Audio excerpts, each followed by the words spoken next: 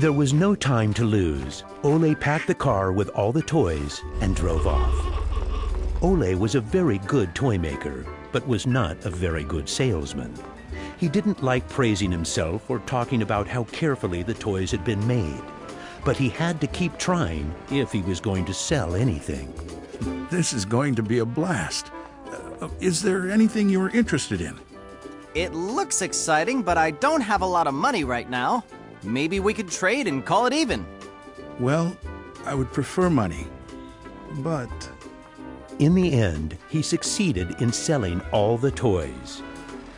He didn't receive as much money as he had hoped, but the family managed, and they had plenty of food for Christmas. Time passed by, but the toys didn't sell as quickly as they had expected. Ole thought perhaps the company needed a good name. What should it be? It has to be a short word. I want it to convey playing well. In Danish, playing well is called lege godt. What should it be? What should it be?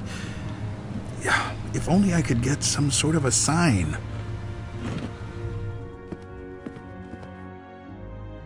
Lego. As you can see, Ole himself ended up finding a very suitable name. But what he didn't know was that in Latin, the word Lego means I put together. The name Lego was well received, and the company slowly started to move forward. We have made 3,000 crowns this year, and we have more orders than usual. Did you say 3,000 crowns? Then you need to see what I've been looking at. Even though Gottfried wasn't comfortable spending money on a milling machine, he could see that it was useful and that the quality of the toys improved. Could you finish the last batch and get it ready for shipping? I will. Dad, I've saved a lot of money for the company today. Really? How? I figured we could save money in the lacquer, so I only coated the ducks twice instead of 3 times. You what? Unfortunately, Gottfried's idea didn't go over well with Ole. Ole made Gottfried unpack all the ducks himself, give them the last layer of lacquer, and bring them back to the train station. Ole believed in high quality and not cheating his customers. When Gottfried returned, Ole explained that that wasn't the way to create a good brand. This little lesson opened Gottfried's eyes to the fact that every detail matters, and only the best is good enough. In the late 1930s, Lego was making a profit. Even when the Second World War broke out, they tried to make the best out of a difficult time. It seemed nothing could go wrong. But a stormy night in 1942 changed their luck.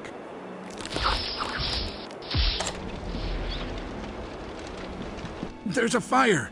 The workshop is on fire! But when the firemen arrived, they were unable to save the workshop. It burned to the ground, and all the drawings and models were destroyed. Ole was beginning to lose hope.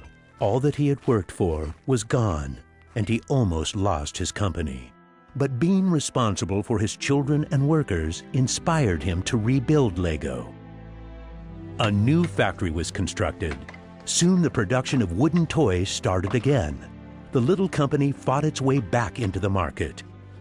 Gradually, the Lego factory began to run smoothly, and Ole started looking for new challenges.